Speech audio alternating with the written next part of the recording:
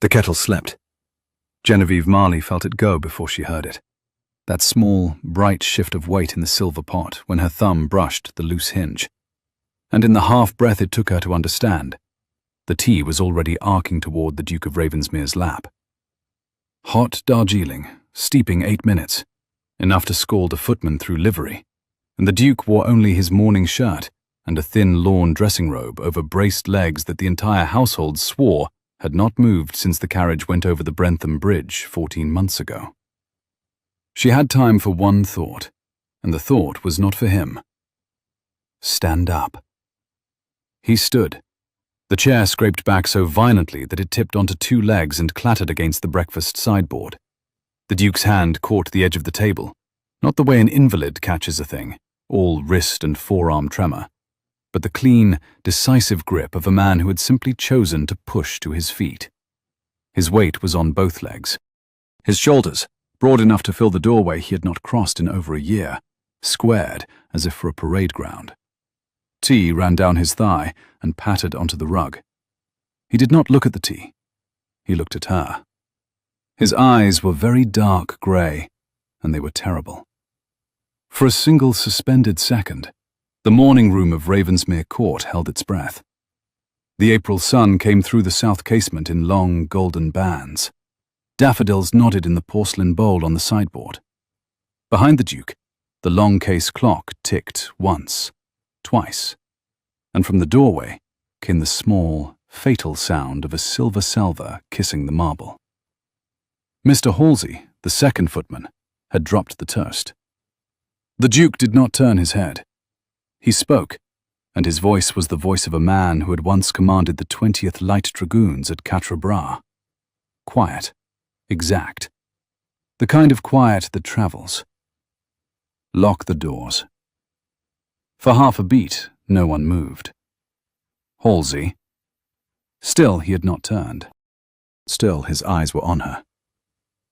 Both doors, the garden door and the corridor door. Now, and the key into my hand. Genevieve lowered the kettle, slowly, as if the act of setting it on the tray could be argued backward, undone, returned to the moment 1 minute ago, when she had merely been the new chambermaid, pouring breakfast tea for an invalid master. Her fingers did not shake. They had not shaken at her father's deathbed, and they had not shaken at the surgical mate's cot below decks at Cape Trafalgar when she was 9 years old. And they did not shake now. She had known, of course. That was the unbearable part. She had known he could stand for at least 11 days. She had simply not known he would stand for tea. Mr. Halsey made small, terrified noises, but he was an English footman in an English house, and a Haworth Duke had given him an order, and his hands moved before his terror caught up. The corridor door turned in its lock with a soft, rich click. The garden door followed, a heavier sound, oak against oak. He brought the key forward on the salver and laid it in the Duke's palm. The Duke closed his hand on it without taking his eyes off her. Out, Halsey. Your Grace. Through the kitchen passage, to Pell. Tell Pell I am taking my breakfast in here this morning, and the new girl is taking it with me. Repeat the message.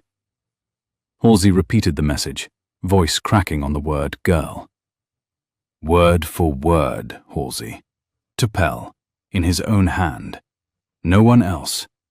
If anyone else asks, you have not been in this room. Go. Halsey went. The Duke and Genevieve looked at each other across the small wreckage of breakfast. He was 28 years old.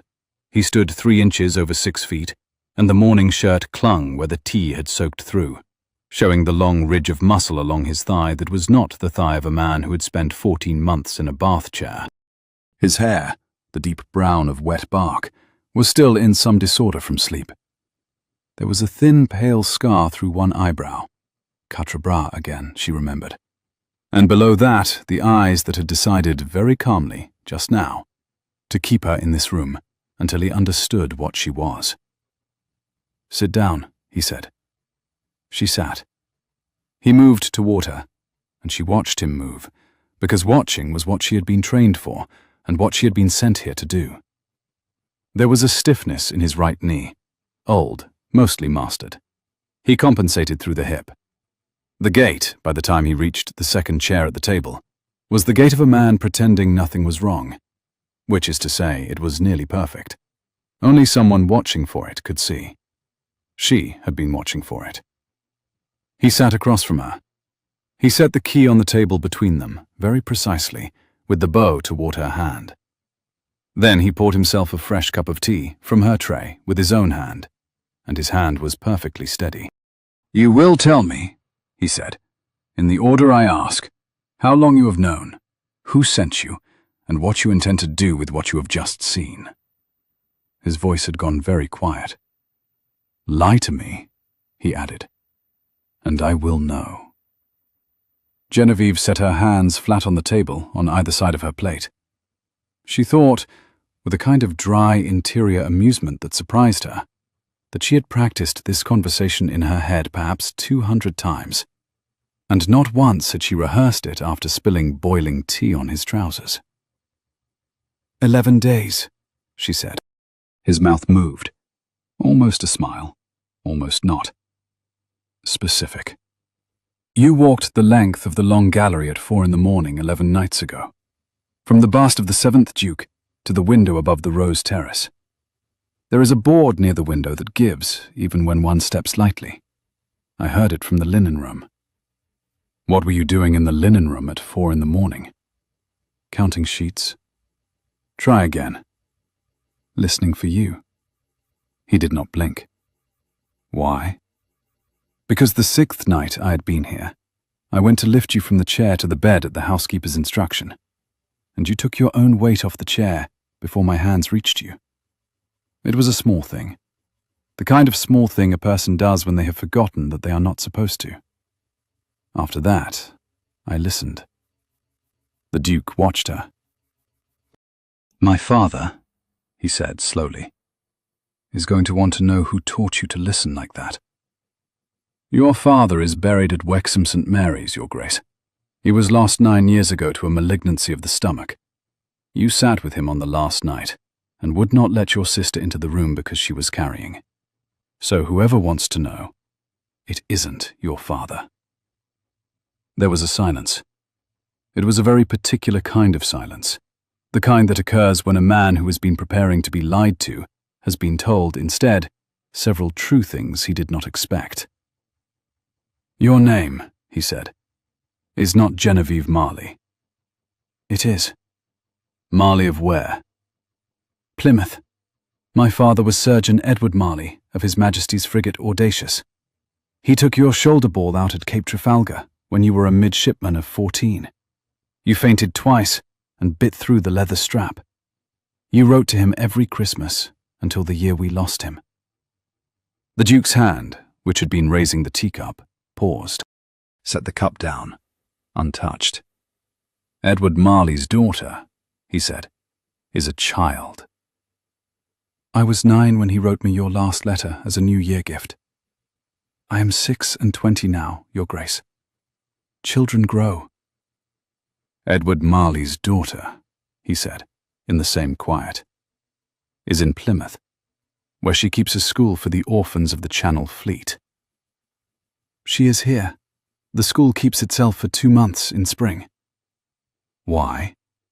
Because Captain Sir Hugh Greville wrote to her in February and said that the man whose shoulder her father had set was being slowly poisoned in his own house, and would she go and see for herself before he sent a Bow Street man and frightened the man behind it into changing his methods. She went. The Duke was perfectly still. The clock ticked. A drift of cherry blossom petal blew past the casement and lodged in the corner of the leaded pane. Slowly poisoned, he said. By whom, I am not yet certain. By what, almost certain. It is in the night tonic Pell measures out for you under your cousin's recipe. I have tasted it. It contains foxglove leaf in a quantity that no English physician would prescribe to a man who has been told his heart is weak. And it contains something else I do not yet know. A bitterness. Probably an alkaloid. I shall have a name for it within a week. My cousin, he said. Lord Tristan Holworth. Yes. You have been in my house, said the Duke, for 6 weeks, pretending to be a chambermaid, listening at the linen room door, tasting my medicine, watching me walk the gallery at 4 in the morning. Yes. And this morning, he said, you spilled boiling tea on my legs. She inclined her head. I needed to know whether you were the man Captain Greville said you were. A man who could rise from a chair on instinct after 14 months of pretending he could not, and who had the nerve to choose a hot kettle over a hatpin in his own butler's hand. You could have used a hatpin in his hand. It would have been less convincing. He looked at her for a long time. Then he laughed once. A short, surprised, entirely human sound. The kind of laugh that escapes a man before he has decided whether to laugh. And Genevieve felt some small, foolish part of herself, which had spent 6 weeks beneath a starched cap, pretending to flinch at male voices, settle warmly somewhere beneath her ribs. She did not show it. Drink your tea, Miss Marley, he said. He pushed the second cup, the one she had poured for him, gently across the table. It is, against expectation, very good tea. And tell me everything Greville told you, from the beginning, slowly. We may have the morning, we may not. She drank her tea. She told him. By the time the long case clock struck 9, she had told him this, that his old commanding officer, Captain Sir Hugh Greville, late of the 20th Light Dragoons, and now of a small estate near Salisbury, had received in February a letter from a Ravensmere groom who had been pensioned off in January, and who had had a good deal too much at the local fair, and said certain things to a horse-coper who had been at Quatre Bras under Greville's command. Things about young Lord Tristan visiting the apothecary at Biddeford in person, in a manner unbecoming a gentleman. Things about a particular brown glass bottle which the apothecary made up to a recipe his lordship had brought himself. Things about Lord Tristan's manner being very pleasant indeed at his cousin's bedside, and very different in the saddling yard. That Greville had called his solicitor and had drawn up 2 papers. The first was a letter to the Lord Chancellor, naming his suspicions, to be opened only on news of the Duke's death. The second was a letter to Edward Marley's daughter, asking her, as the only person on earth he trusted, who possessed both medical knowledge and the kind of nerves that could pretend at curtsies for 6 weeks, whether she would do this for him. That Greville had said, in his letter, only one personal thing, and only at the very end. He had said, "He is a good man, my dear. The boy who came back from Quatre Bras was not the boy who went to Quatre Bras, but the man inside him is the same. If he dies in his bed under this nephew's hand, I will not survive the news. Go." That she had not been able to refuse. The Duke listened to all of this without interruption. When she had finished, he sat for a long moment, looking at his own hand on the table, the broad palm and the long surgeon-set fingers. And at length he turned the hand over and looked at the inside of his wrist, as if checking for something there. Then he said, quietly, "The night tonic. How long?" 5 months at least, by Pell's count. He measures it himself, on Lord Tristan's recipe, every evening. He does not know. He does not know. No. Lord Tristan asks him personally each visit. Mr. Pell would die before he failed to measure a tonic correctly, Your Grace. He would also die before he believed your cousin had asked him to harm you. Yes. A pause. Pell would. He was silent for a time. Genevieve watched him think. It was an interesting thing to watch. There was no melodrama in it, no fist closing into the table, no flush of rage. Only the inward, steady reorientation of a man rebuilding a map of his own house, his own tenants, his own bedchamber, around the fact that someone he had known since boyhood had been killing him slowly for the better part of half a year. The grief was there. He absorbed it without performing it. "Why," he said at last, "did I stand?" For the tea? For the tea. Because some part of you is tired of pretending.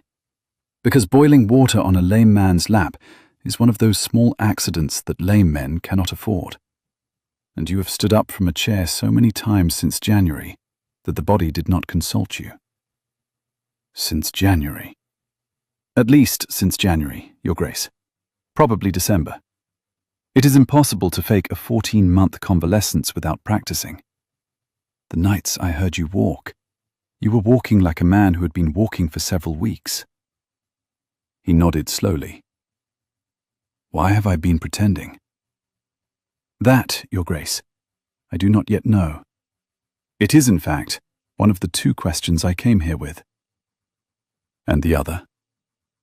Whether you knew you were being poisoned. I did not. Then I am relieved, Your Grace, because the other question had become very awkward. He looked at her. There was something at the corner of his mouth. Not yet a smile, but the place where a smile begins. Miss Marley. Your Grace? Why are you not afraid of me? She considered the question seriously. It deserved consideration. Because the Duke who was going to be afraid of, she said, would not have asked a footman to lock the doors. He would have asked him to bring a magistrate. Locking the doors is the act of a man who needs to think before he is observed. Magistrates are the act of a man who is already at the end of his thinking. You are not at the end of your thinking, Your Grace. You are very near the beginning of it. He did not answer that. He rose, not quickly this time, but with a deliberation that was almost ceremonial. He went to the bell pull, stopped, did not ring. He turned back to her. Pell, he said, must continue to measure my tonic. I must continue to take it. And I must continue, in front of every soul in this house except you, Pell, and Halsey, to be a man who cannot stand. Can you do this with me? For how long, Your Grace? Until I know what my cousin wants. You do not know. I do not know. I have suspicions. I do not yet have the shape of it. I have been waiting. A pause. I have, it transpires, been waiting too long. Yes, she said. You have. Then, with your help, Miss Marley, and Pell's, we will find the shape of it together. Will you stay? Yes, Your Grace. Good. He looked at her a moment more, with the same quiet, dark grey attention. Genevieve, he said. An unusual name. My mother was French. My mother, said the Duke, was Welsh, and would have liked her enormously. Drink your tea before it goes cold. She did. The clock struck the quarter hour. Spring sun fell across the wreckage of breakfast. In the corridor beyond the locked door, somewhere in the polite, daylit, lethal house of Ravensmere, Lord Tristan Haworth was at that moment writing his weekly letter to his cousin's apothecary in Bideford, and his hand was as steady as the Duke's. The second time the Duke of Ravensmere stood in front of Genevieve Marley, it was not an accident. It was 11 o'clock that night, in the library, and Pell was holding a candle. The valet was a small, grey-haired man with a face that had worn the same expression of patient disapproval since before young Master Edmund had grown into long trousers, and he held the candle now exactly as he had held it for a quarter of a century, between his thumb and the joint of his first finger, so that the flame did not gutter in the draught from the east window. He did not look at Genevieve. He had not looked at her once since the Duke had brought her into the library and closed the door and turned the key. The Duke stood by the long table. He had his back to them both. Mr. Pell, he said. Your Grace. I'm about to say 2 things, and you will let me say them both before you speak. Yes, Your Grace. The first is that I have been able to walk since the 2nd week of January. The second is that the night tonic which Lord Tristan brings me from Bideford is killing me." The candle did not move. In any other valet, in any other house, there would have been a tremor. With Pell, there was only a long, slow lowering of the eyelids, like a man closing a ledger he had hoped would never be needed. When he opened them again, the disapproval was still in place. It had simply, Genevieve saw, deepened. "How long, Your Grace?" "The walking, since January. The poisoning, 5 months, at least. Miss Marley has the medical knowledge, which I do not. I am told it is foxglove, and an alkaloid we do not yet name." "Miss Marley," said Pell, without turning his head, "is the new chambermaid." "Miss Marley," said the Duke, "is Surgeon Edward Marley's daughter, sent to me by Captain Greville. She has been in my house 6 weeks, watching for what neither of us was willing to see." There was a pause. "I see, Your Grace," said Pell, in the same tone in which he had once announced that Master Edmund had broken his collarbone falling out of an oak. The Duke turned. The library light, candles only, set the planes of his face in shadow. He was in evening shirt and breeches now. The dressing robe of the morning was gone. He stood as a man stands. When he saw Pell looking at how he stood, his mouth tightened. Not with shame, Genevieve noticed, but with the small wince of a man who hates to surprise a person he loves. "I have lied to you for 4 months, Pell." "Yes, Your Grace." "And to the household for 14. That, Your Grace, was different. You had reason." "Tell me." "Your Grace, tell me, Pell. I want to hear it from you. Tell me why I lied to my own house for 14 months. The valet's eyes came up at last. They were wet, but they did not waver. "Because," he said, "the doctor at Brussels told you, in front of Lord Tristan, that you would not walk, Your Grace, and his lordship laughed. He thought, Your Grace, that you did not see him laugh. But he laughed." A small, terrible pause. "And after that, Your Grace, you decided that no one in this house was going to know what you could do. You did not say it to me, but I saw." The Duke looked down at his own hands. "Yes," he said.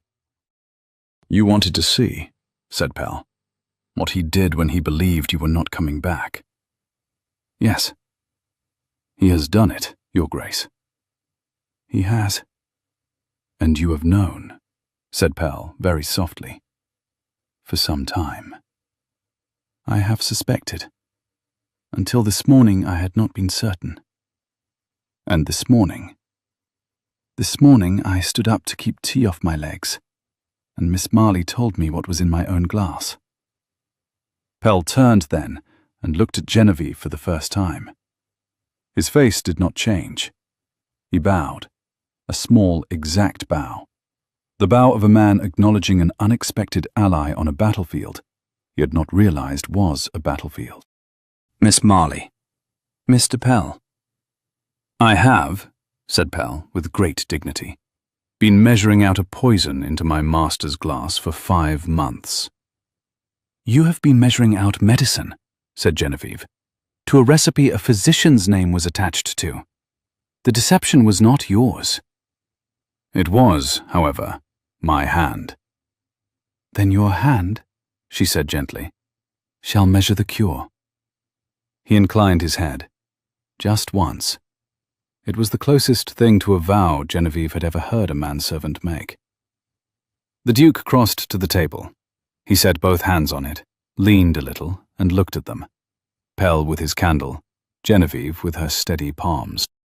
"We have, between us, a problem." "Yes, Your Grace." "My cousin will arrive on Friday. He arrives every fortnight on Friday. He will dine with me, and he will look at me kindly, and he will give Pell a fresh bottle for the tonic. He will also, between Friday morning and Sunday luncheon, look at the lawyer's boxes in my study, and at the rent rolls, and at the marriage contract drawn up on me at 23, which still, by an unfortunate clause, makes him my heir presumptive until I marry. He has been doing this every fortnight for 14 months. He is patient. He is also very stupid in one specific way. "Which way, Your Grace?" said Pell. "He has never asked himself why I am still on my feet." There was a silence. Genevieve saw Pell's mouth tighten. "He thinks the dose," said the Duke, "is working. He thinks he is killing me by inches, and he is content with the inches. He has not entertained the possibility that I have been quietly throwing 2/3 of the bottle into the rose bed. The roses, Pell." "Yes, Your Grace, I had noticed about the roses." "You knew?" "I suspected, Your Grace. I did not draw a conclusion. The roses on the south wall," he added to Genevieve in a tone of professional grievance, "have been most unhealthy this past winter. The gardener's apprentice has been in tears." "I shall apologize to the gardener," said the Duke. "I doubt, Your Grace, that he will accept." "No." The Duke straightened. "On Friday," he said, "my cousin will arrive. By Friday I want 3 things. I want to know precisely what is in the tonic. Every component. I want to know who else in this house Lord Tristan owns. And I want a plan that will let him hang himself without ever knowing he is being watched. The first I leave to Miss Marley. The second I leave to you, Pell. The third we do together. Are we agreed?" "Yes, Your Grace," said Pell. "Yes, Your Grace," said Genevieve. "Then go to bed, both of you. Pell, burn nothing. Speak to no one. Sleep if you can. Miss Marley." "Your Grace?" "You will continue to be chambermaid in this house until further notice." "I am skilled at it, Your Grace." "You spilled boiling tea on me before luncheon." "That, Your Grace, was a strategic decision." He looked at her over the candle. The corner of his mouth moved. "Good night, Miss Marley." "Good night, Your Grace." At 3 a.m, Genevieve was at the small writing table in her box room above the kitchen, by a single tallow candle, copying out a list of every component she had been able to identify in the brown glass bottle. She had 8 names. 2 of them she was certain of. 3 she was probably certain of. 3 were guesses. Foxglove she had identified the first week. The alkaloid she now suspected was not, as she had thought, an extract of nightshade, but something rarer. And that was unsettling. Because rare meant deliberate. And deliberate meant Lord Tristan had not simply asked an apothecary for something for a weak heart and let nature take its course. He had asked for something specific, which meant he had been told what to ask for. Which meant somewhere between Bideford and London there was a man who knew exactly what he was prescribing, and who knew it for whom. That man, whoever he was a great deal more dangerous than Lord Tristan. She put down her pen and rubbed her eyes. The candle was guttering. She was tired in a way she had not been tired since the worst of her father's last illness, when she had sat up alone with him for 3 nights in a row and read to him from his naval gazettes, because he liked her voice better than her aunt's. She had not, until this morning, allowed herself to like the Duke. It had been a deliberate choice. Captain Greville's letter had been very clear. "He is a good man, my dear." He had been Greville's particular favourite. Greville had buried his own son at Talavera, and had never married after, and the half-paternal warmth in his last paragraph had been, to a woman who had read it 3 times by candlelight, and then folded it into the lining of her travelling box, a warning. Liking the patient was the surgeon's mistake. Her father had told her so when she was 11. "You can love them, my Genevieve, but you may not like them. Liking is what makes the hand slow. Love only the work." The trouble was that her father, who had been a wise man in many things, had not foreseen the Duke standing up from his chair like a man pretending nothing was wrong. He had not foreseen the small, surprised laugh. He had not foreseen the way the Duke had looked at her when he had said her name. Genevieve. An unusual name. As if he were testing how the syllables sat in his own mouth and finding that they sat well. She picked up her pen. She set it down again. Outside, the clock at the stable yard struck the hour. A horse blew somewhere. In the quiet behind the sound, much further off, she heard the small, distinct creak of the 11th stair on the long gallery, the stair that was nearest the Duke's bedroom door, and which he passed every night when he came down to walk. She listened. He was not walking tonight. He was waiting to see, she realized, whether she would. She took her boots off and her stockings and walked barefoot across her cold floor to the door and opened it half an inch and stood very still in the dark and listened to the silence of a man at the bottom of a staircase 3 floors below, doing exactly the same thing. After a long moment, she heard him return upstairs. She closed the door. She blew out the candle. For the first time in 6 weeks, she did not lie awake.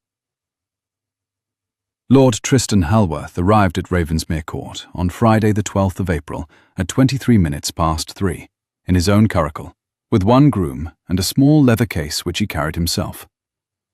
Genevieve saw him first from the 3rd floor landing window. He was 27 years old, and he was beautiful.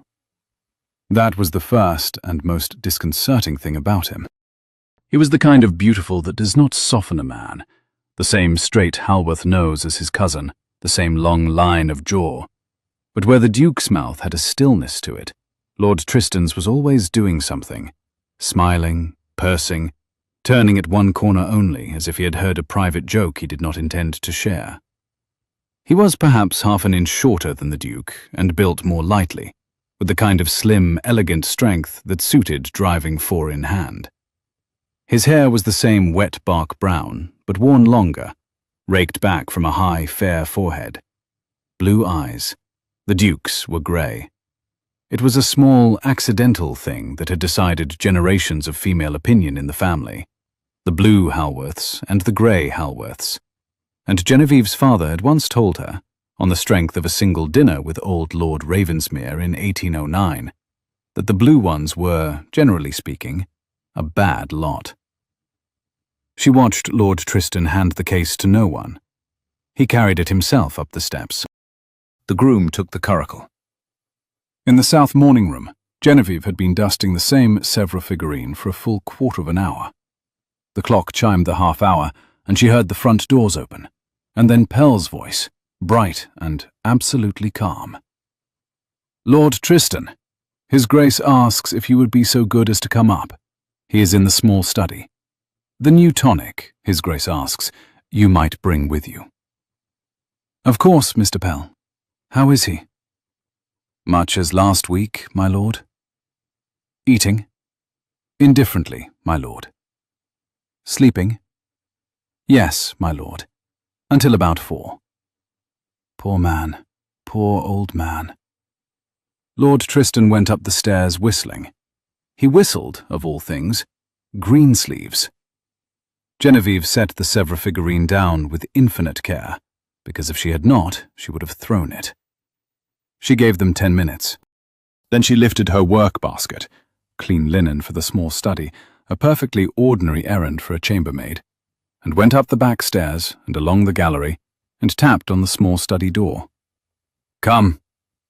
The Duke was in his bath chair, which had been placed in the bay window with the rug across his knees. His face was the particular grey of a man who had been ill for 14 months, which Genevieve, watching, marvelled at. He had taken on the colour like a man pulling on a glove. Pell stood behind him with the tea things. Lord Tristan was in the leather chair opposite, one elegant ankle resting on the other knee, a brown glass bottle on the small table beside him, a smile already in place for whoever might enter. "Linen for the study, Your Grace," said Genevieve, keeping her eyes very low. "Thank you," on the side table. "Lord Tristan?" she bobbed. "My dear." Tristan's blue eyes flicked over her. A casual, automatic appraisal, the kind of glance he gave to anything female that crossed his line of sight. He was already turning back to his cousin before he had finished it, and Genevieve, who had been preparing herself for 48 hours to be looked at by this man, exhaled very slowly through her nose. He did not see her. He did not look at servants. It was the single greatest thing in her favor. She left. Behind the closed door, Lord Tristan said, "Pretty girl, that." "Mrs. Wells's choice. She came up from Plymouth in February. Very steady." "You should be careful, Edmund. Pretty maids in the house of an unmarried duke." "I am, Tristan." "Forgive me. Cruel joke. How are you, truly? Tell me." Through the door, and the door at Ravensmere was an oak door, and this was poor manners on Genevieve's part, but it was also her only means of gathering intelligence. She heard the Duke begin to lie. He lied beautifully. He spoke of an unspecified tightness in his chest that came on toward evening.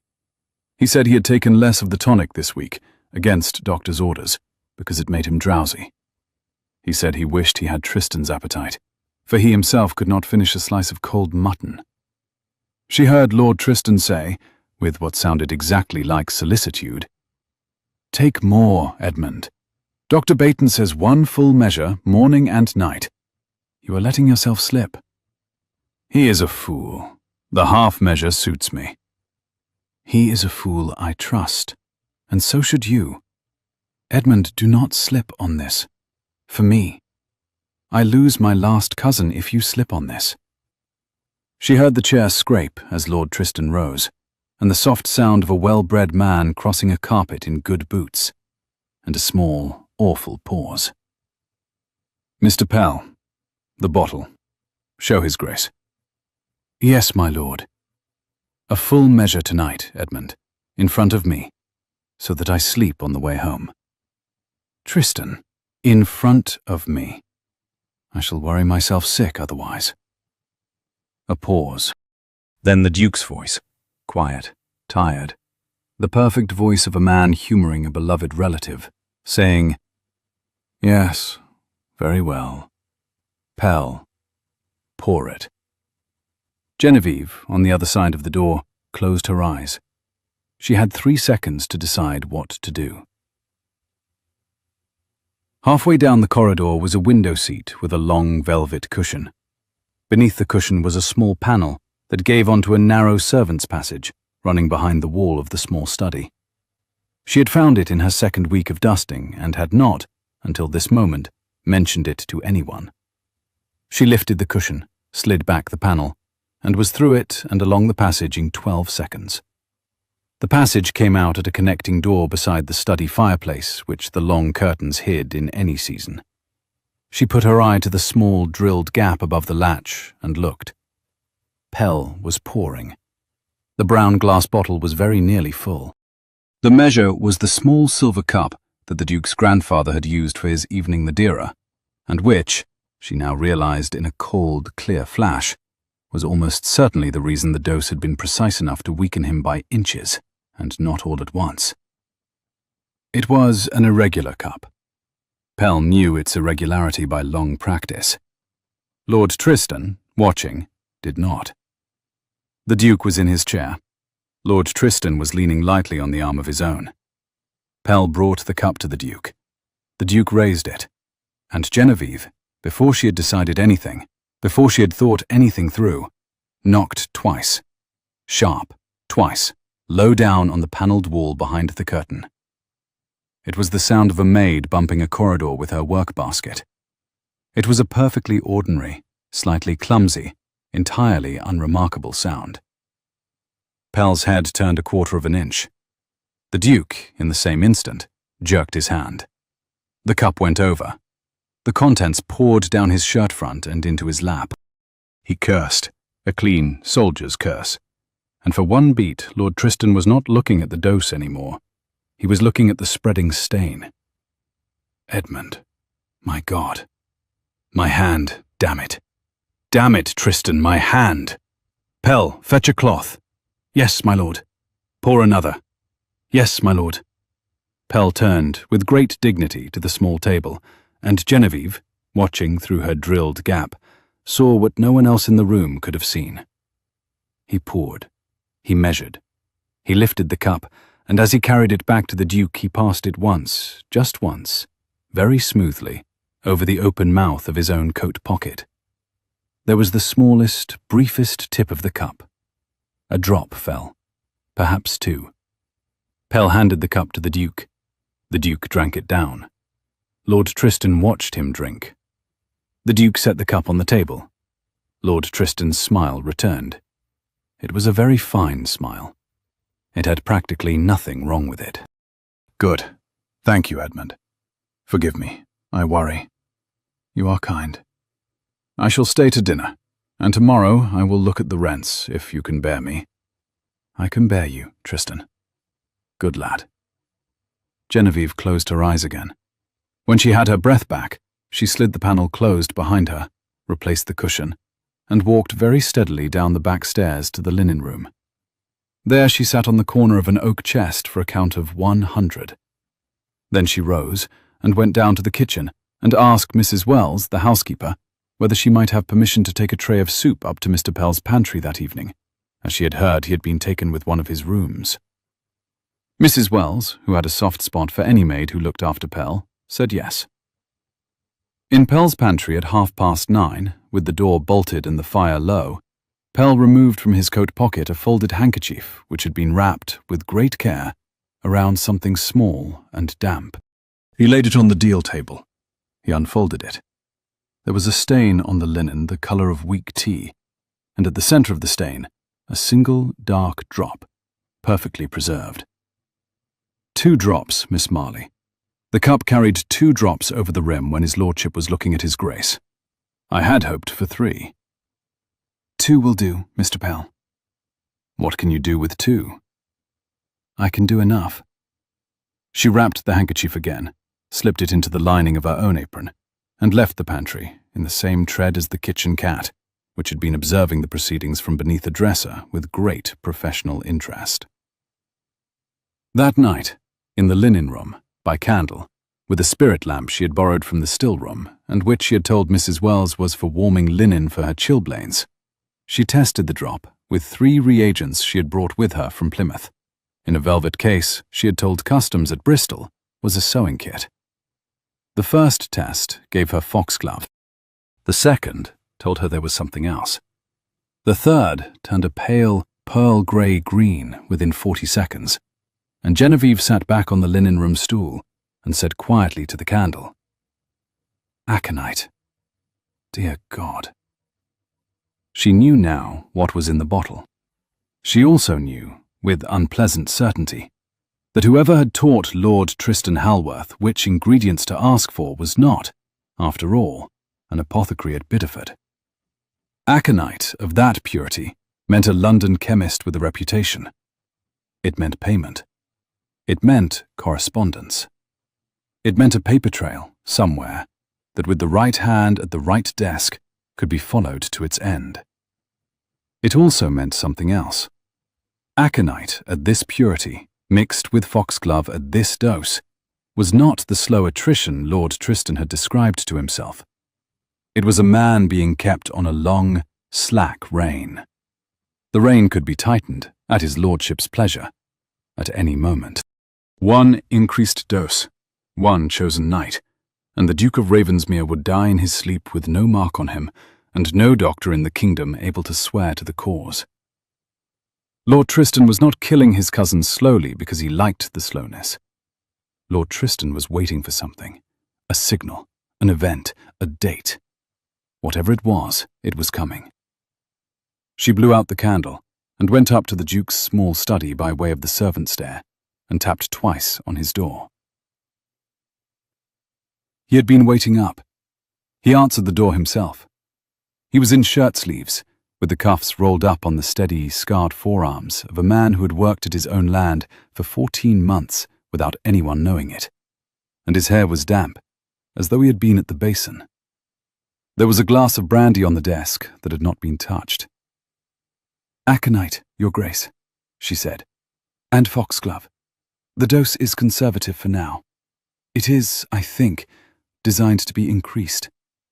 Your cousin is waiting for an occasion." He let her in. He closed the door. He turned the key. "What sort of occasion?" "I do not yet know. A date, an event, Something that will make your sudden loss convenient. My birthday is in June. Yes. I shall be 29. Yes. On my 29th birthday, said the Duke, the marriage settlement my late father drew on me before his death lapses. After that date, my cousin ceases to be heir presumptive. After that date, the estate descends, in the absence of issue, to the second branch of the family, which is to say, to my mother's brother in Glamorgan, whom I have not seen in 11 years. He cannot afford for you to be alive in June. He cannot afford for me to be alive on the 8th of June. He sat down on the edge of the desk. He looked, Genevieve thought, quite ordinary in that moment. A tall, tired, broad-shouldered man with his hair damp and his cuffs turned back, who had just heard from a chambermaid he had known 48 hours that he was to be quietly removed from the world, on a known date, by a man he had loved. He was 28 years old.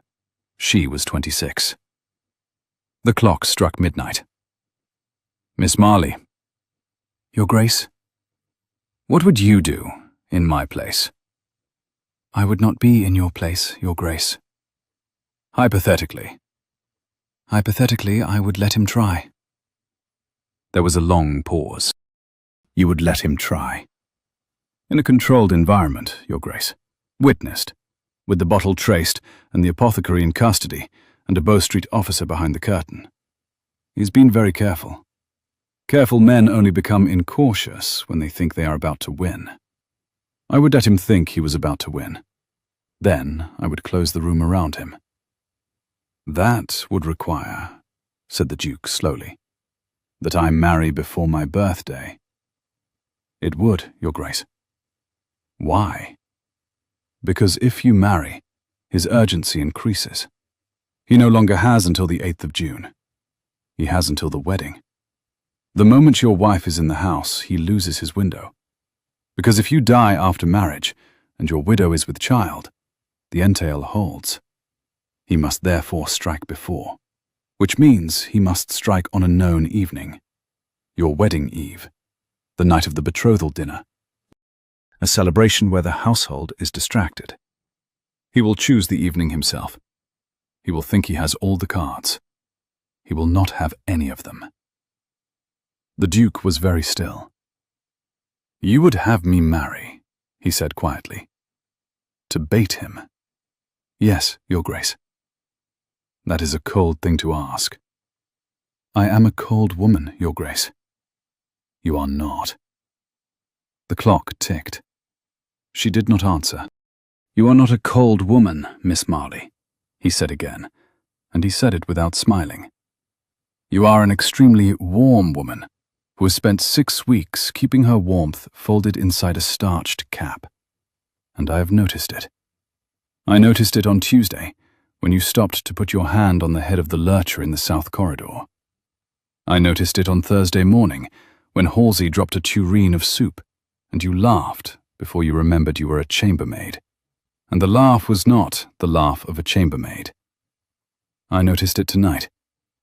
You are not a cold woman. You are a frightened one, who has decided not to be frightened, which is a different thing entirely. Your Grace. What? You should not say things like that to your chambermaid in your study at midnight. You are not my chambermaid. Tonight I am, Your Grace. Yes, he said, and his mouth moved at the corner. You are. I beg your pardon. There was a silence. Whom would you have me marry? He said. Anyone. Anyone. There must be a young woman of suitable rank in the county, whom your cousin will not suspect of arrangement. A neighbor. A girl who has been at his sister's house parties. A name he himself has at one time mentioned with approval. There is. Then write to her in the morning. By Tuesday, her family will have received your offer. By Wednesday, there will be a notice in the Gazette. By Friday, Lord Tristan will know. And by the eve of the wedding, he will move. And we will be ready. We will be ready, Your Grace. The Duke looked at her for a long moment. "The young woman," he said, "is Lady Helena Frayne of Hartcombe Park. She is 20 years old. She has danced once with me before the carriage, and once since, at her sister's wedding, where she contrived to push my chair onto the terrace and be very kind to me about it, and where she said 3 things I have remembered." "Then write to Lady Helena." "I do not love Lady Helena." "That, Your Grace, is not pertinent to the present plan." "It is pertinent to me." "Then it is a problem, Your Grace, for after the 8th of June. Tonight, it is not a problem." "You are very practical, Miss Marley." "I am my father's daughter, Your Grace." "Yes." A pause. "Yes, you are. Good night." "Good night, Your Grace."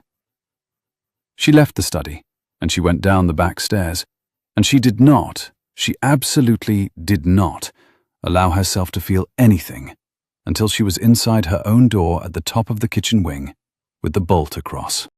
Then she sat down on the edge of her narrow bed and put her hands flat on her knees and breathed in and out for a count of 40. She had told a man she had known 48 hours to write a marriage proposal to another woman. It had been the correct advice. It had been the only advice. She lay down in her clothes and stared at the ceiling until the cocks crowed and the sky went grey at the small high window. And at some point she must have slept, because she woke to Mrs. Wells's bell, and her cheeks were dry. Lady Helena Frayne accepted the Duke's offer of marriage by return of post on the following Wednesday morning. It had been a brief, careful, beautifully written letter from the Duke. Genevieve had not, of course, read it, but she had seen the Duke writing it on the Saturday after Lord Tristan's departure, and she had seen the way he laid down his pen between sentences and looked at the rosebed beneath the window. And she had concluded, as she dusted the bookcase across the room, that he had said the necessary things about respect and esteem and shared interest, and had stopped, deliberately, short of saying any of the other things. Lady Helena's reply was brought up by Pell himself on a silver tray. "From Hartcombe, Your Grace." "Thank you, Pell." The Duke read the letter. He folded it very precisely. He laid it on the desk. He looked for a long moment at his own hand on the desk.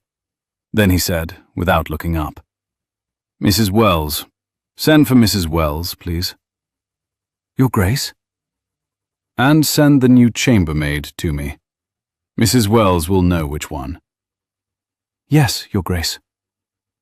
When Genevieve arrived 10 minutes later, Mrs. Wells was already there. The housekeeper was a stout, kindly woman who had been in service at Ravensmere 31 years and who had brought up 2 generations of Halworth boys with the calm authority of a Yorkshire trooper. She bobbed when Genevieve came in. She looked, Genevieve thought, distinctly puzzled. "Mrs. Wells," said the Duke, "Marley is to be promoted. She will take over the second-floor rooms from Polly Carter beginning this morning, and she will be one of the 2 chambermaids attending Lady Helena Frayne when her ladyship arrives next month for the betrothal dinner. Polly will move to the linen room." "Yes, Your Grace." "Also, Marley will dust this study herself, daily, and the small library. No other maid is to enter either room without my permission. Is that understood?" "Yes, Your Grace." "Marley, you understand?" "Yes, Your Grace." "Mrs. Wells, would you wait outside for one moment? There is a household matter I wish to speak of with Marley. 2 minutes." "Yes, Your Grace." Mrs. Wells went. She closed the door behind her with a small, knowing tilt of her head, the tilt of a woman who had seen many strange decisions made in this house over 31 years, and had never, not once, asked a question about any of them. The Duke and Genevieve looked at each other across the desk. "Lady Helena says yes," he said. "I am glad, Your Grace." "You do not look glad." "I look composed, Your Grace, which is what I am paid for." "You are paid for being a chambermaid, Miss Marley, and I have just promoted you out of your wages." Then I shall have to be composed for free, Your Grace. He looked at her. Then, surprisingly, he smiled. The first proper smile, she thought, that she had seen from him. Marley, thank you. Your Grace, you have not yet asked what for. For staying. I have not yet stayed. I have not yet finished. You will. He turned the letter on his desk. The wedding is set for the 3rd of June, 5 days before my birthday. Lady Helena prefers a small ceremony, which suits us. She will arrive on the 25th of May with her mother and a single maid. There will be a betrothal dinner on the evening of the 28th. You and I have, by my count, 6 weeks. 6 weeks, Your Grace. My cousin will be at the dinner. Yes, Your Grace. He will look at me, and he will look at Lady Helena, and he will calculate. Yes, Your Grace. And then he will move. Yes, Your Grace. The Duke lifted his teacup. It was empty. I shall require, he said, a great deal of tea. I shall ensure, Your Grace, that none of it spills. He looked at her over the rim of the empty cup. Pity, he said. She left the room before her face could betray her, and she did not let it betray her in the corridor either. But on the back stair, she put her hand against the wall, and she stayed there for the count of 7 before she could go on. The next 6 weeks were the strangest of Genevieve Marley's life. She had, at 26, lived through a yellow fever outbreak in the lower deck of HMS Audacious, and through her father's last cancer, and through a school she had built herself out of a single Lent room in Plymouth and 43 orphans of the Channel Fleet. She had thought herself unsurprisable. The 6 weeks at Ravensmere taught her she was wrong. By day, she was a chambermaid. The promotion gave her access to the rooms that mattered, the Duke's small study, the small library next to it, the dressing room beyond the Duke's bedchamber, and, once Lady Helena's arrival was set, the suite of 3 rooms in the East Wing being made ready for her ladyship. She dusted, she turned mattresses, she changed water, she mended a tear in a brocade curtain that no one had asked her to mend, because Mrs. Wells was an excellent housekeeper, but she had not yet noticed the tear, and Genevieve had been raised by a naval surgeon who took a poor view of things going unfinished. By dusk, she was something else. At 7, after her supper in the kitchen with the upper servants, she went to the small study. She knocked twice. She let herself in. She locked the door behind her. The Duke was always there. So was Pell, half the time. Sometimes it was just the Duke and a map of the house spread on the table, and the brown glass bottle on the windowsill where the sun could not reach it. Sometimes it was the 3 of them and a list. Sometimes it was the Duke and Mr. Andrew Sayer. Mr. Sayer had been the 3rd surprise. He had arrived on the 18th of April, by post-chaise, in the dusk, with no portmanteau and no announcement, and had been let in through the tradesman's entrance and brought straight up the back stairs to the study. He was a small, sandy-haired, weather-beaten man of 40, with a slight Cornish burr and very clean hands. And he was, the Duke explained quietly to Genevieve as soon as she had locked the door, a Bow Street runner. Sayer had bowed. Genevieve had bowed. They had sat down, all 4 of them, around the Duke's table, in the lamplight, and they had begun to build the trap. Sayer's contribution was the apothecary at Bideford. His name is Mr. Holroyd, Your Grace. He has a respectable shop. He has, however, a less respectable correspondence with a Mr. Quayle of Mayfair, who is a chemist of no reputation whatever, and a gentleman in his own habits, whose habits are extensive. Quayle supplies, Holroyd compounds. His lordship picks up. The bottle that comes to your study is the 3rd hand it has passed through, which makes it difficult, Your Grace, but not impossible to follow. We have not yet caught his lordship in the act of receiving it. Once we do, we have him. I propose, with your permission, Your Grace, to have a man at the Bideford shop on Tuesday next. You have my permission. And I propose, with your permission, Your Grace, to be in this house, quietly, On the night of the betrothal dinner. You will be. Disguised, Your Grace? As a footman. Yes, Your Grace. Wolsey will see to it. Wolsey is to be told nothing further. He knows about my legs. He knows nothing about Lord Tristan. Very good, Your Grace. Sayre, Your Grace. You will not, on the night, look at me. You will not look at Lord Tristan. You will look at the bottle. Wherever the bottle is, your eyes are. Whatever your eyes do not see, did not happen in a court of law. Are we agreed? Agreed, Your Grace. Then for heaven's sake, go and have something to eat. Pell, feed the man. Pell took Mr. Sayre down through the back passage to the still room, where Mrs. Wells had been told that there was a special audit of the cellar account being conducted by a discreet gentleman from London, and would she therefore feed him in the still room and ask no questions. Mrs. Wells, who had seen many odd gentlemen in 31 years and asked no questions about any of them, fed him.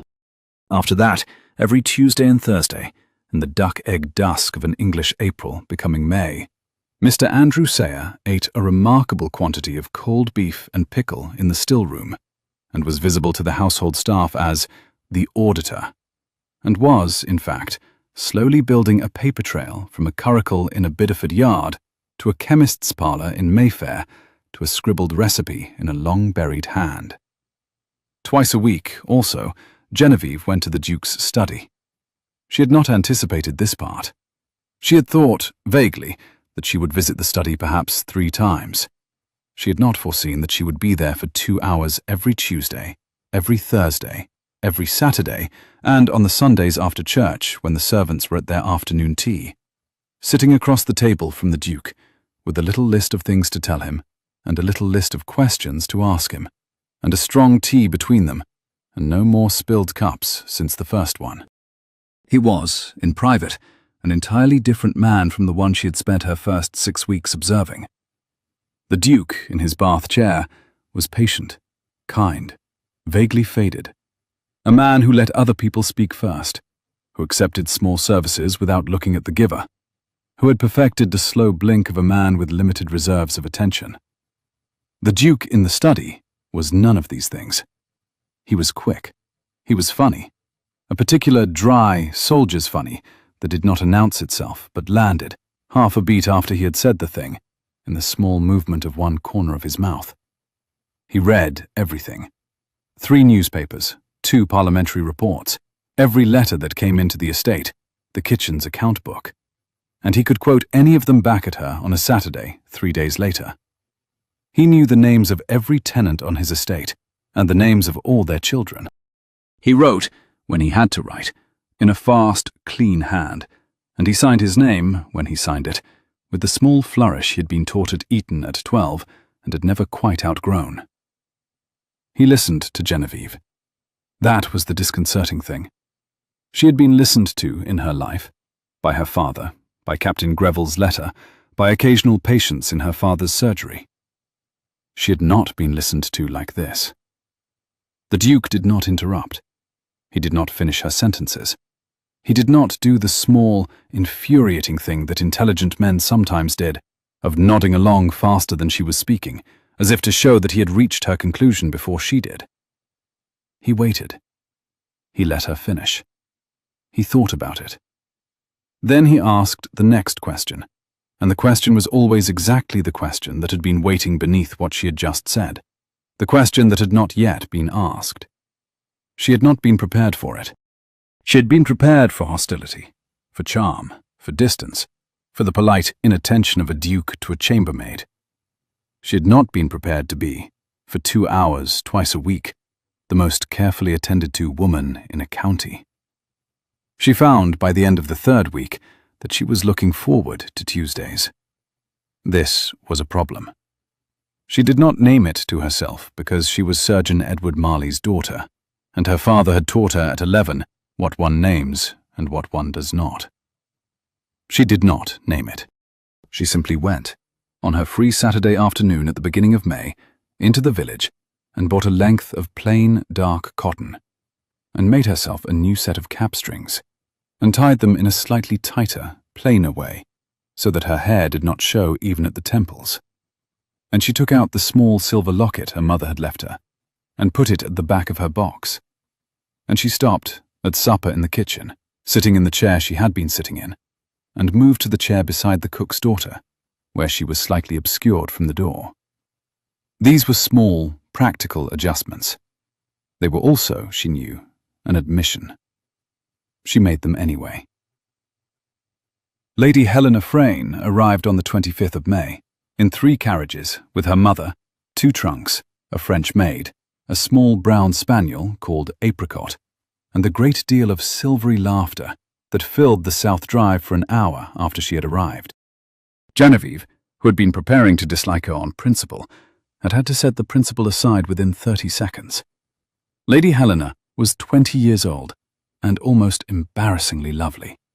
The kind of fair, quick, wild rose-pink loveliness that does not last, but blazes for 5 years before it softens. And she was, Genevieve discovered to her dismay within the first day, also kind.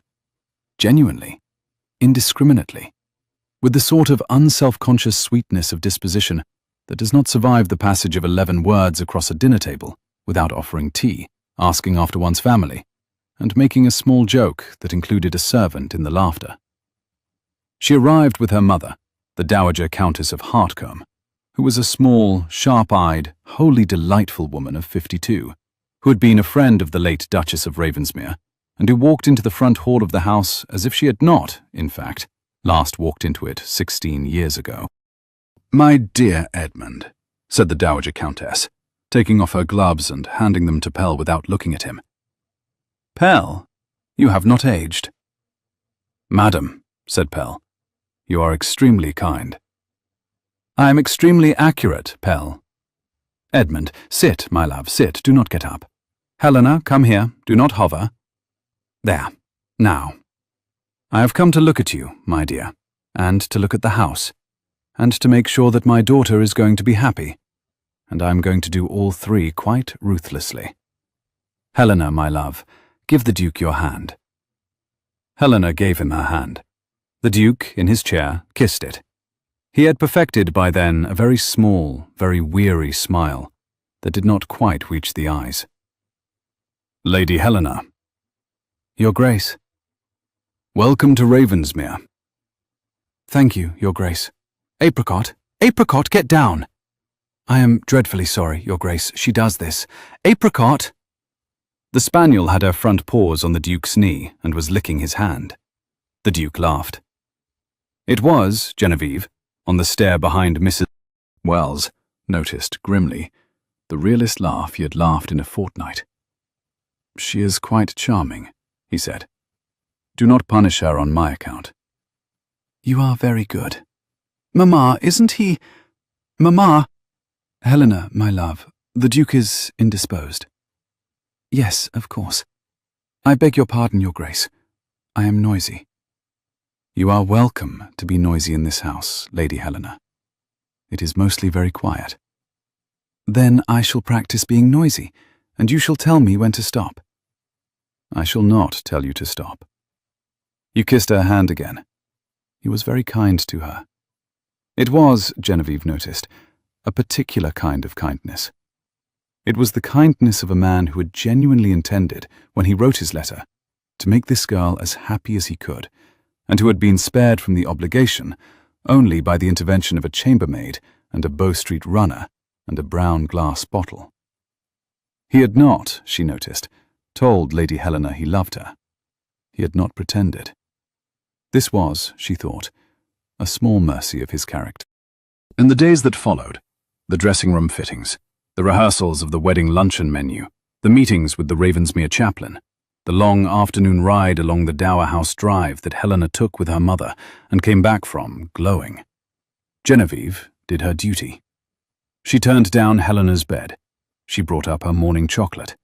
She arranged the wild flowers Helena picked herself in the garden into a Sèvres bowl beside her dressing table.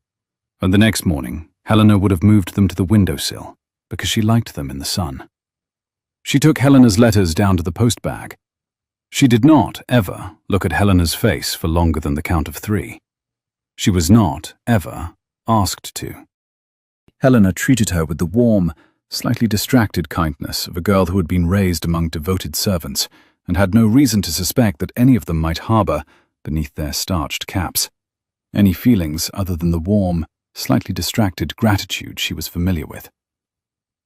It was Helena's mother who looked at her.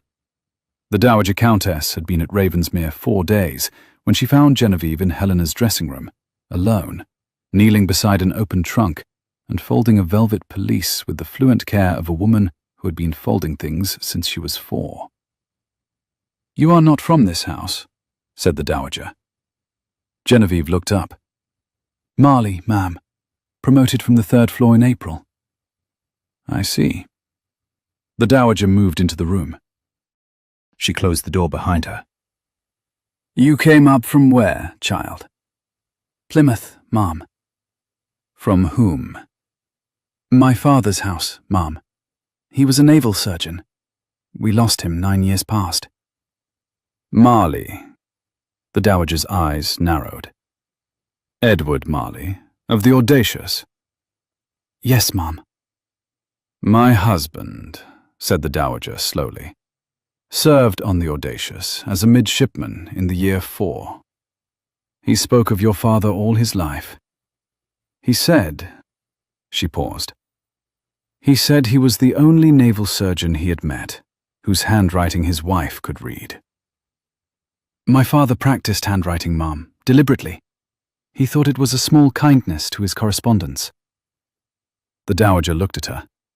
She looked at her for a long time. Genevieve, kneeling, with the velvet pelisse half folded, looked back. "Child," said the Dowager, very quietly, "what are you doing in this house?" "Folding her ladyship's pelisse, ma'am." "That is not what I asked." There was a long silence. "Ma'am," said Genevieve, choosing her words with great care, "I have been asked, by a friend of my late father's, to be, at this house, for a few weeks, what I have always been, which is a careful person. I have promised to be no more and no less. I shall return to Plymouth in June." The Dowager was silent. "My daughter," she said at last, "will be cared for, ma'am, in this house, as long as I am in it." "As long as you are in it?" "Yes, ma'am." "You will not be in it long, you say?" "No, ma'am." "Marley," said the Dowager softly, "look at me." Genevieve looked up. The Dowager's eyes were grey and very intelligent. She had, Genevieve noticed for the first time, the same grey as the Duke, Welsh grey. The mothers of half the great houses in England had been Welsh in the last century, and it had bred a particular kind of sharp-eyed woman. "My late husband," said the Dowager, "left me with a great many pieces of advice for life, of which I have used most. He told me, among other things, but when one finds an unexpected ally in an unexpected uniform, one does not ask what they are doing. One asks what one can do for them. Marley, what can I do for you?" Genevieve closed her eyes for a moment. She had not, in the past 6 weeks, expected this. She had not allowed herself to want it. The kindness of the Dowager Countess, which was different in kind from the Duke's careful attention and from Helena's distracted sweetness. This kindness was the kindness of a clever older woman seeing another clever younger woman in danger and offering, without ceremony, a hand. This kindness almost broke her. She set the pelisse down. "Ma'am?" "Yes, my dear." "On the night of the betrothal dinner, the 28th, you may be asked, I think, to step into a room where you do not expect to be needed. I cannot tell you which room. I can only ask that you trust the person who asks you, and that you take her ladyship with you." The Dowager regarded her for a long moment. "That night, child." "That night, ma'am." "I see." A pause. "I shall not ask," but I expect, after, an explanation. From the Duke, if not from you. You shall have it, Mom. The Dowager nodded, once, briskly. She turned to the door. With her hand on the latch, she paused. Marley, Mom, my husband would have liked you very much. She went out. Genevieve put the police down. She covered her face for the count of 5. Then she rose, finished the trunk, took the empty glass and the towel from beside Helena's basin, and went down the back stair to the linen room, as if nothing whatever had happened. There was a great deal to do still, and she had 2 days. Lord Tristan Halworth arrived at Ravensmere Court on the morning of the 28th of May, an hour before the betrothal dinner, alone, on horseback. He arrived early because, Pell informed Genevieve in the still room, with the air of a man delivering very interesting news. He had asked at the door for a moment privately with the Duke before the other guests arrived. Pell had shown him into the small library. He had been there for 20 minutes. He had emerged, smiling.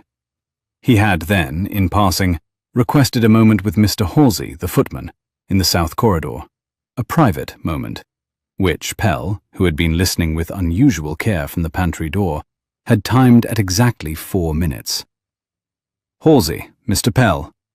Halsey, Miss Marley. Halsey was, at that moment, sitting on a chair in the still room with his head in his hands. He had come to them, Pell at his side, half an hour after the conversation in the south corridor. He had sat down in the chair he was now in. He had not looked up. He had said, in a small, terrified voice, Mr. Pell, I am to put a powder in His Grace's wine tonight. His Lordship asked me half an hour ago. He gave me the powder. He gave me 10 guineas. He said His Grace was failing, and that the kindest thing was a sudden, quiet end before the wedding, so the lady should not be widowed in her marriage gown. He said I should not weep, because no one would know, and that he himself would arrange a place for me in Ireland after, and that he had always thought well of me. Mr. Pell, I am not going to do it. I know, lad. He did not even look at me, Mr. Pell. He looked at the floor while he gave it me, like I was a dog. I know. Mr. Pell, what do I do? Pell had taken Halsey by the shoulder. You give the powder to Miss Marley. You let Miss Marley look at it. And then, lad, you do exactly what His Grace tells you to do, and you do it well. Because if you do it well, His Lordship hangs by his own hand, and you keep your place, and you become first footman on Sunday, and all of this becomes a story you tell your grandchildren by a fire. Halsey had given Genevieve the powder. She had taken it to the linen room. She had tested it in 5 minutes, with a single drop of water, a single drop of acid, and the spirit lamp. She had come back. She had said, very quietly, Aconite, the full strength, enough for a horse. He intends his cousin to die at the table. Pell had gone white, in a way Genevieve had not seen a Pell go white in 6 weeks. He had said, after a moment, His Grace must be told. Now. She had gone herself, with the small folded paper of powder in her hand, up the back stair, along the gallery, to the small study door. She had not knocked. She had let herself in. The Duke was at the desk, his back to the room, looking out of the window at the south drive, where Lord Tristan's horse was being walked by a groom. He turned at the sound of the door. Your cousin, said Genevieve, has given Halsey a paper of aconite to put in your wine tonight. The dose is for a horse. He has paid Halsey 10 guineas and the offer of a place in Ireland. The Duke looked at her. He looked at her for the count of 3. Then he held out his hand. She put the paper in it. He looked at the paper. He did not tremble. He cannot wait. He cannot wait, Your Grace. He cannot wait until the wedding. He cannot wait until tonight is over, Your Grace. He intends you to die before the cake is cut. The Duke set the paper on the desk. He has miscalculated, he said quietly, in 3 places. He has miscalculated in believing Halsey is corruptible. He has miscalculated in believing I will be watching him at table. He has miscalculated in believing his apothecary has not been turned. A pause. And he has miscalculated, although he does not yet know it, in one other thing. What thing, Your Grace? He has miscalculated in believing that the only woman in this house with eyes is the woman in the dining room. He looked at her. Miss Marley. Your Grace? After tonight, you will not be a chambermaid in this house. After tonight, Your Grace, we shall see. You will not. I forbid it. After tonight, you will be what you are, whatever you ask to be, in this house or out of it, with my full purse at your back. Are we agreed? Your Grace, may we speak of it after tonight? Yes. He folded the paper. He set it inside the inner pocket of his coat. Yes, tonight first. Will you go and find Mr. Sayer and tell him about the powder? And will you, in 20 minutes, come down the south stair and into the small library and stand behind the curtain, the third curtain from the door. There is a hassock there. Halsey knows. Halsey will be at the buffet. Pell will be at the door. Lord Tristan will be at the table. Sayer will be... You will see where Sayer will be. You will hear everything. You will not speak. You will be, in this house, what you have been for nearly 2 months. A careful, listening woman who is not in the room until the room needs her. Is that understood? Yes, Your Grace. Good. Then go. She went. The betrothal dinner of the Duke of Ravensmere and Lady Helena Frayne on the evening of the 28th of May, 1816, was attended by 12 people and witnessed, in part, by a 13th, who was concealed behind a brocade curtain at the far end of the small library, and who could see, through a small parting in the velvet, the entire length of the dining table. The dining room of Ravensmere had been, until that night, a melancholy place.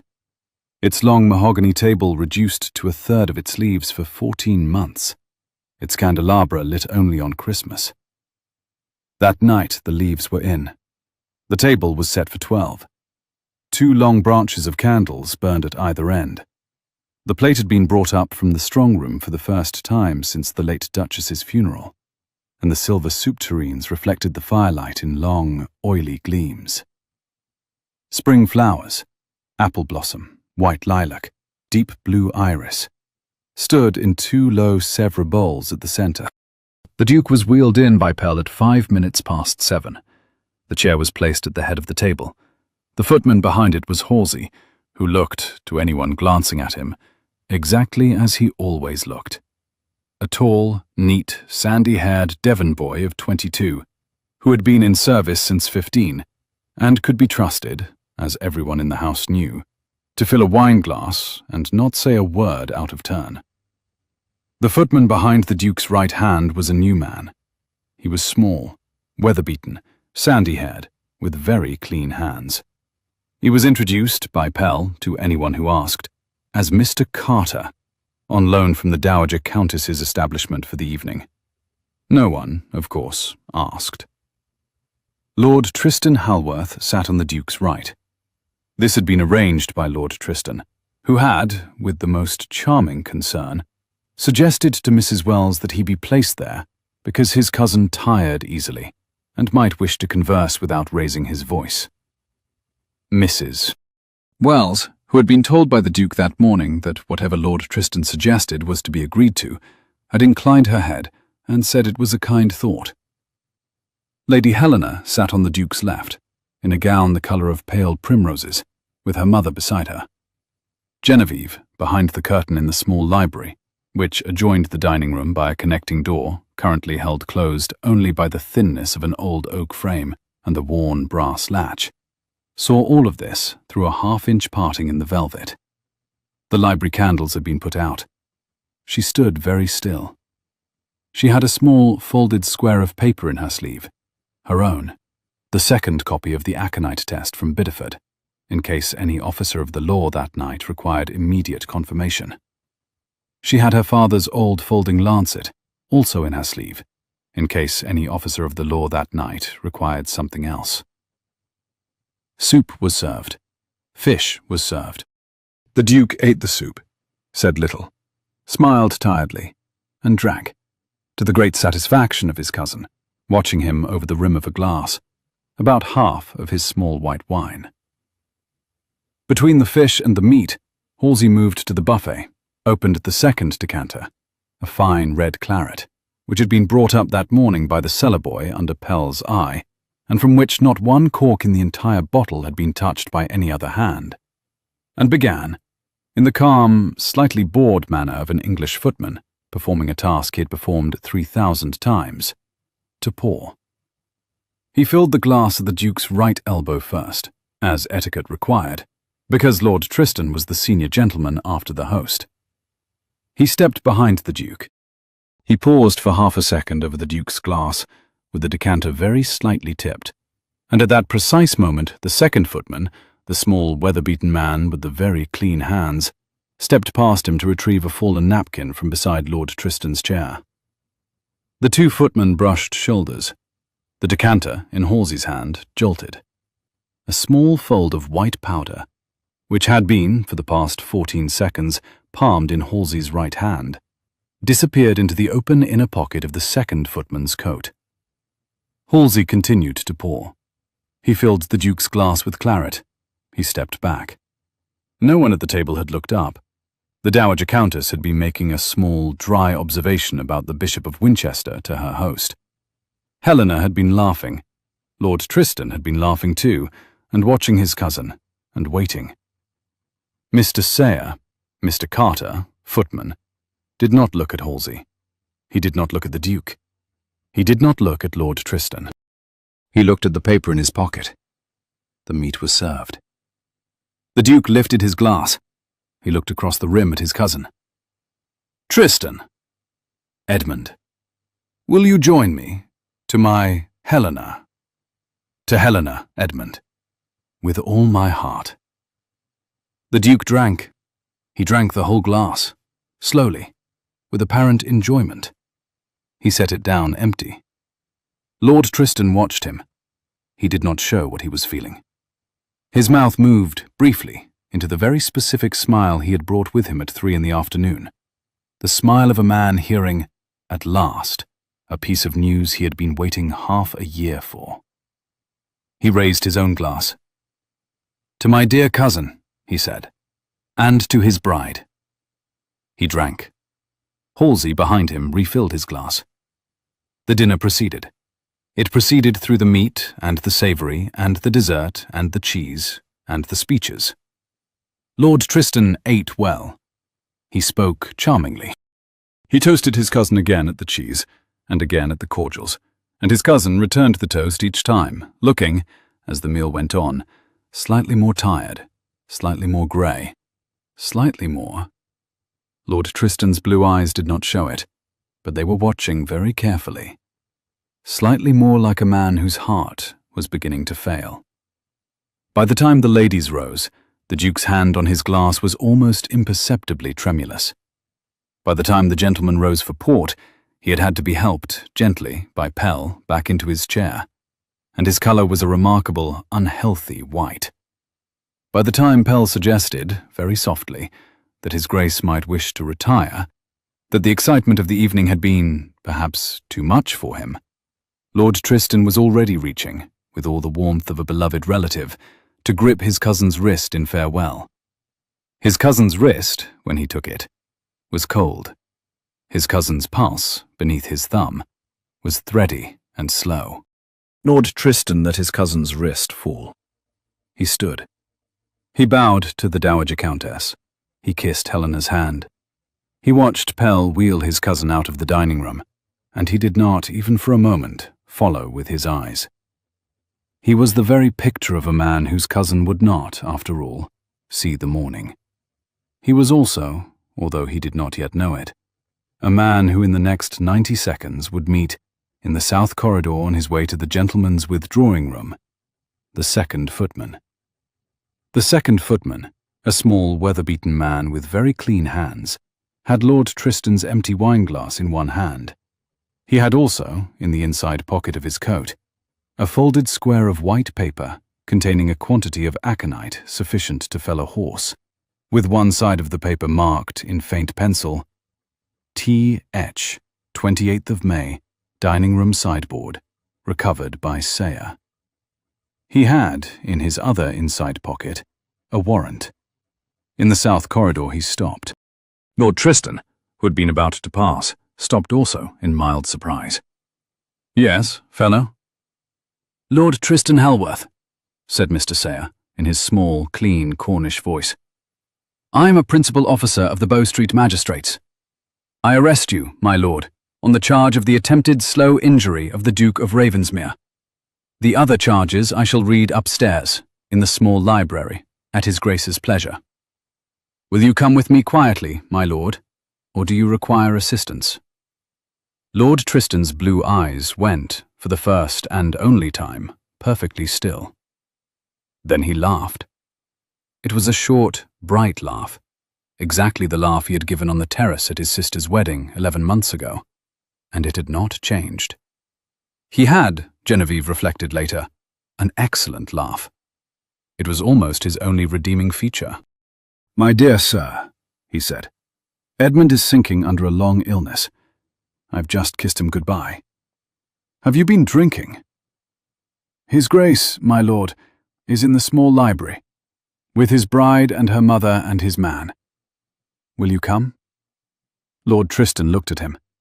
Behind Mr. Heir, in the doorway of the south corridor, Mr. Halsey had appeared. Behind Mr. Halsey, the second footman from the village, in fact, the third Bow Street officer, had appeared. They were both very quiet, and they were both very large. Lord Tristan's face did not change. He went with them. In the small library, the candles had been relit. The Duke sat in a chair by the fire. He was, Genevieve noted as she stepped out from behind the brocade curtain, no longer pale. The half-glass of claret he had taken at dinner had been, by careful arrangement with Pell, mostly water, with a small, theatrical addition of port to the colour. His hand had trembled only because he had chosen to make it tremble.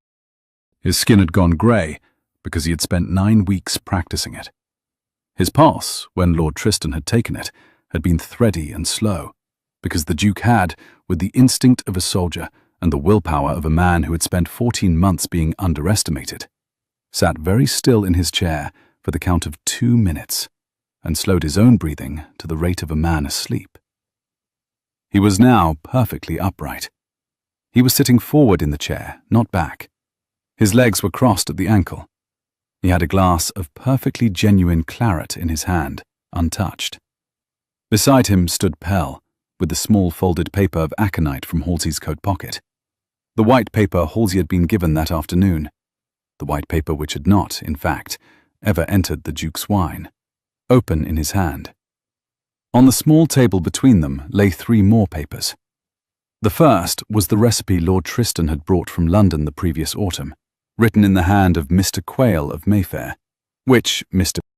Sayers' man at Bideford had retrieved from Mr. Holroyd's strongbox the previous Tuesday with the help of a magistrate's warrant. The second was a letter from Mr. Quayle of Mayfair to Lord Tristan Halworth, dated the 7th of February, which had been intercepted by Mr. Sayers' correspondent at the post-house at Bristol 6 weeks ago. The third was a sworn affidavit of Mr. Halsey, taken that afternoon at 6 o'clock by Mr. Sayer in the still room of Ravensmere Court, regarding 10 guineas, a powder, and a place in Ireland. Lord Tristan was brought into the room. He looked at the table. He looked at his cousin. His cousin looked back at him, very quietly. For a long time, no one spoke.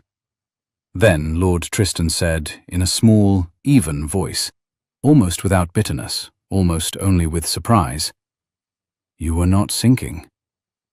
"I was not." "You walked."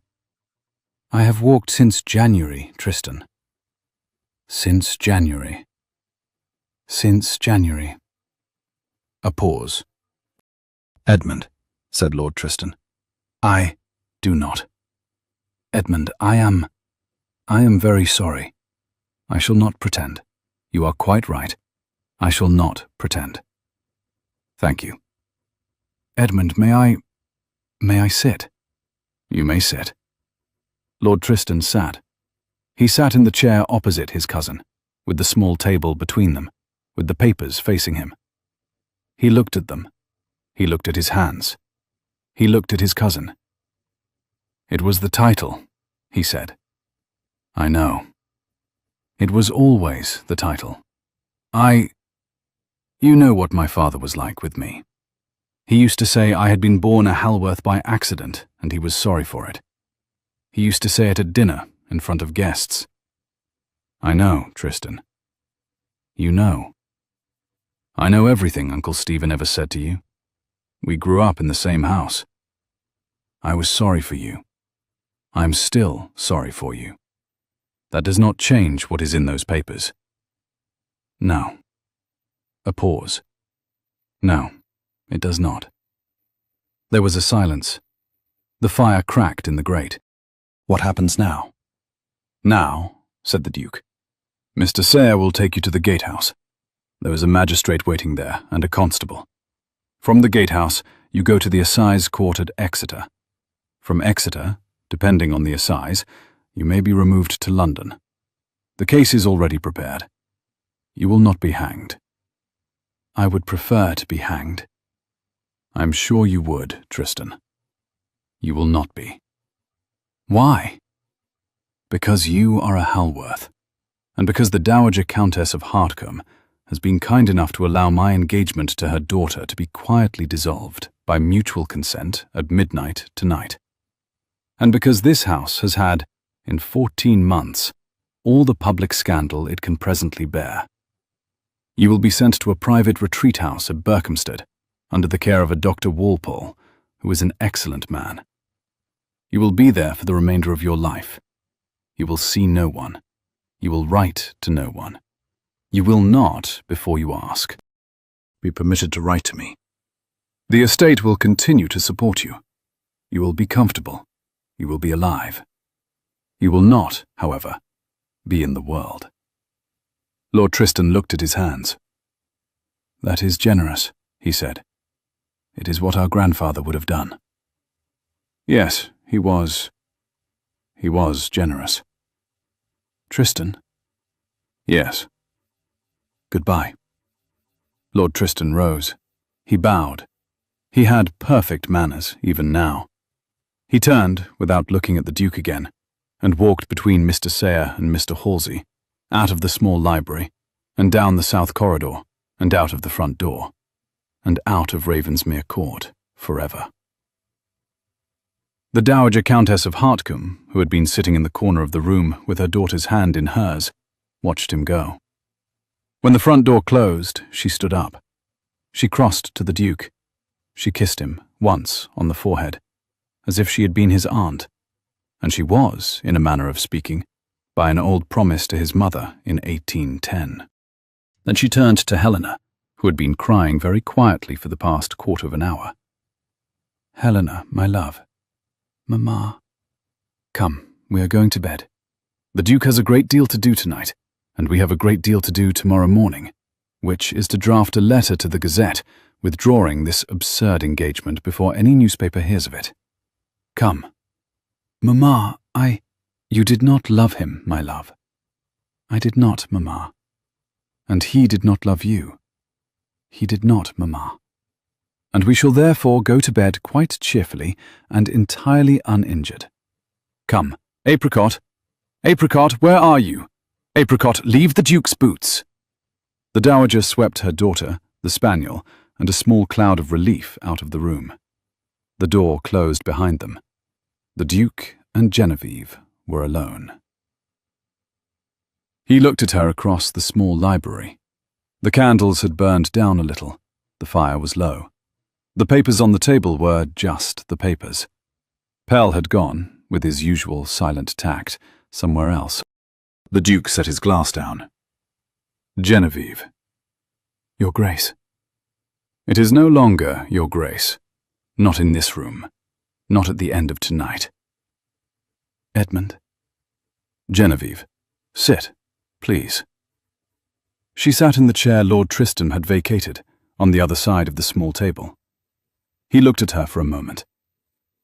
You have done a great deal for me. I was sent for it, Edmund. Yes. I would have done it for nothing. Yes. A pause. Genevieve. Yes. 6 weeks ago, 5 weeks ago, when I asked you in this house to give me advice on whom I should marry to bait my cousin. Yes. I asked the wrong woman the wrong question. Edmund. Hear me out. I have practiced this for 2 days, and if I do not say it tonight, I shall not get it said. You said I should marry anyone. I should have said, I would marry one woman.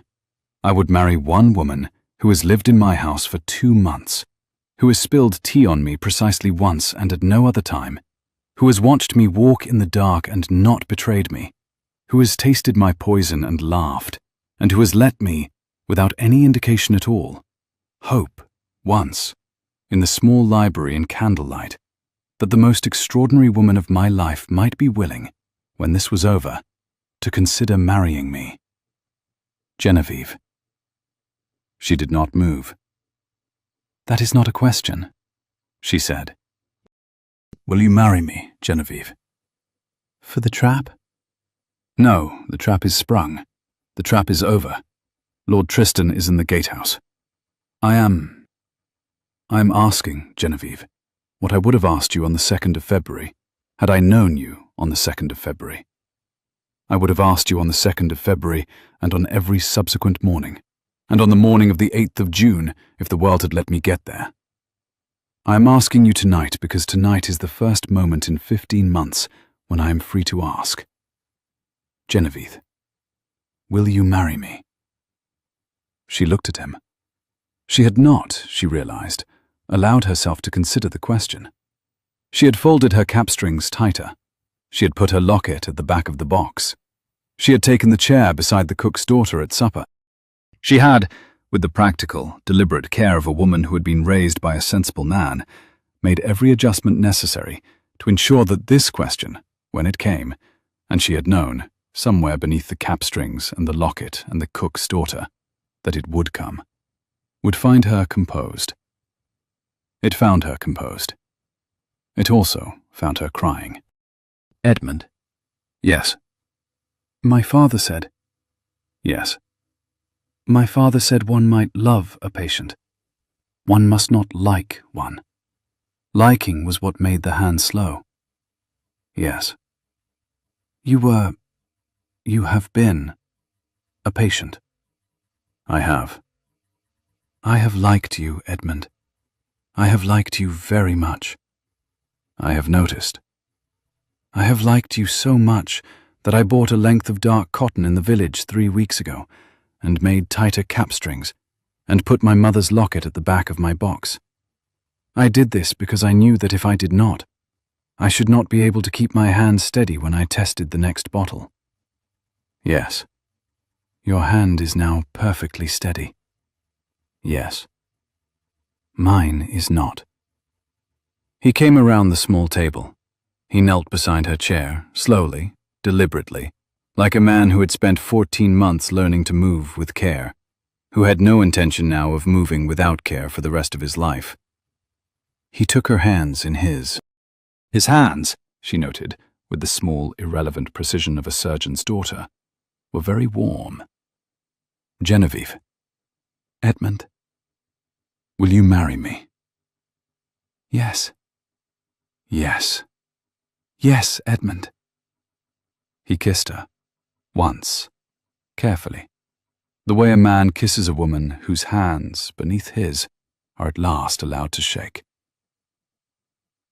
They were married, very quietly, on the 3rd of August, at the small chapel of Wexham St. Mary's, by the same Ravensmere chaplain who had been preparing the pulpit 9 weeks earlier for an entirely different ceremony. The Dowager Countess of Hartcombe stood for the bride, her daughter Lady Helena being, by then, away on a visit to a young Mr. Audley of Devonshire, whom she had met at the betrothal dinner, and who had, with a clean, decisive lack of duplicity, asked her to dance 4 times and called the next morning. She had, by Christmas, accepted his suit. She is now, at the date of this writing, the very happy mother of 3 apple-cheeked Audley children, and the keeper of an extremely badly behaved spaniel called Apricot the Younger. Captain Sir Hugh Greville of Salisbury attended the wedding in his old regimental coat. He had brought, from his own garden, a single bunch of white lilac for the bride. He gave it to her at the church door, and he could not, without embarrassing himself, look at her for very long. Mr. Pell, the valet, attended also in his Sunday black. He stood beside the Duke at the altar in lieu of a brother. He did not weep. He had decided not to weep, and Pell, when he had decided a thing, did not deviate. Mr. Halsey, the first footman, attended. He had, since the night of the 28th of May, been promoted twice, and had been given, by the Duke's own hand, a small silver watch with the inscription, "For a quiet hand, in great cause," on its inner case, which he wore on every Sunday of his life. Mr. Andrew Sayre of Bow Street did not attend, being then in London on quite another case, but he sent a letter and a small wedding present in the form of a folded square of paper. The paper had, in pencil, the words, T.H., 28th of May, dining room sideboard, recovered by Sayre, and it had been, at one time, Lord Tristan Halworth's principal evidence against himself. The Duke kept it in the drawer of his small study, beside his marriage lines. In the spring of 1817, 10 months after the wedding, on a morning in late April, the new Duchess of Ravensmere rose at 6:30. The sun was already on the south casement of the breakfast room. The daffodils were nodding in the porcelain bowl on the sideboard. The long case clock ticked exactly as it had ticked the year before. A drift of cherry blossom petal blew past the leaded pane and lodged in the corner of the glass. She came down in a morning gown, the precise dark blue of the iris she had carried at her wedding.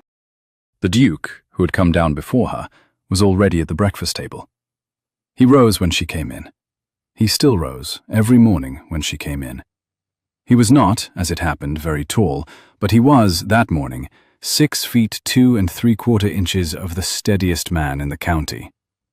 She came round to his chair. She set her hand on his shoulder. "Edmund." "Genevieve." "Tea?" "Please." She poured. Her hand was steady. She did not, thank God, spill a drop. She set the teapot down. She looked at him. "It is a very good kettle," she said gravely. "It is a very ordinary kettle." "I have," she said, "had it newly hinged." He looked up. His mouth moved at the corner. "Have you, my love?" "Quite recently." "I am relieved." "I thought you might be." He took her hand. He raised it to his mouth. He kissed the inside of her wrist, slowly, without performance, in the morning sun. Outside, a thrush sang. In the corridor beyond the open door, both doors were open that morning, and would, by the small new daily order of the house, never again be locked at this hour. Pell could be heard scolding the under-footman about a tray of toast. The Duchess of Ravensmere drank her tea. "Pull your chair closer to the fire. If you have ever spilled something at exactly the wrong moment and discovered, in the chaos that followed, that it was in fact exactly the right moment, that the small, clumsy accident your hands had made in the dark was in fact the door through which an entire life could come into a room, then you will know what kind of morning that was. There are, in this old country of ours, a great many quiet houses where the truth sits patiently for a very long time, waiting for someone careful enough to spill the tea. If you would like another such story, you know where to find me. The fire keeps very well in this hearth. There is always a kettle. There is always tea. There is always, with a little patience, another man in another study who is not, after all, what he has allowed himself to seem. Stay a moment longer if you can. There is more.